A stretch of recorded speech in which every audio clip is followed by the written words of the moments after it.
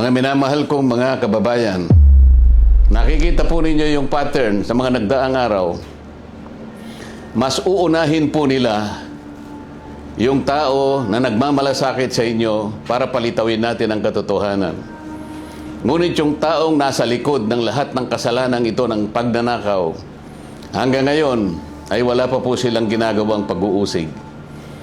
Meron na pong isang demanda kay Martin Romualdez na nakabinbin pa April 2026. Yung isa na inakusahan na dating kalihim ng DPWH ay kanilang kinasangkapan upang siya din ay maging state witness. At siya yata ang gumawa ng paraan para ma-discharge siya sa kanyang naunang asunto. So makikita po ninyo, wala na po tayong kakampi. Ang kasalanan ko lamang po yung paglingkuran kayo, kung kasalanan pong matatawag yan. Na humarap sa kanila ng buong tapang para sa ganon ay malaman ninyo ang totoo.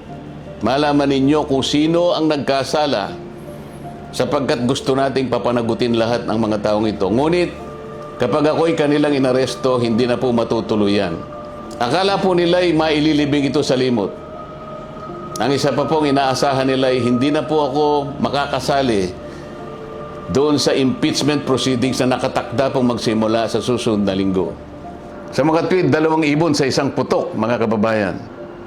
So talagang maliwanag na planado po ito, mga kababayan, kasi 2 linggo bago nagpahayag ang ating ombudsman, sinabi na rin ni Ping Lacson na tila siyam pa na senador ang makukulong. Parang alam na niya ang mangyayari. Gaya po ng nauna ko nang ipinahayag sa inyo.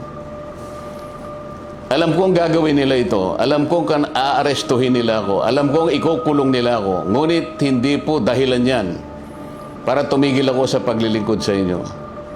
Kasi po iisa lang ang paraan ko upang paglingkuran ng taong bayan dahil sa pagtitiwalang ibinigay nyo sa akin.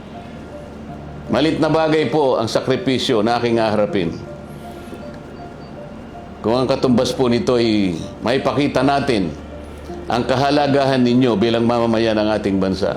Kahit po sa mahirap na kalagayan natin ito, mga kababayan, pinakikiusap ko sa inyong lahat, wag po tayong pumayag na basta-basta na lang nila baluktutin ang katwiran.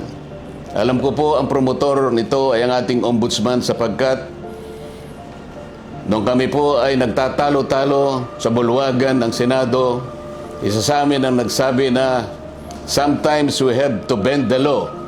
At sumagot po yung ombudsman nang tinanong siya kung tama ang kanyang sinabi. Alam na po ninyo kung yung sinagot niya. Yes, sir. Huwag po tayong pumayag na gano'n ang mangyari.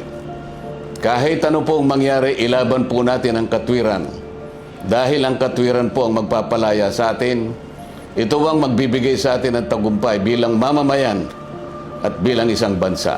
Naniniwala po kasi ako na kahit sa anong laban, lalo na po yung laban na para sa interes ng ating bansa, kinakasihan po tayo ng ating Panginoong Diyos. At hindi siya papayag na magtatagumpay ang nagbabaluktot ng katwiran. Kailanman ang kasamaan, mga kababayan, ay hindi po magtatagumpay.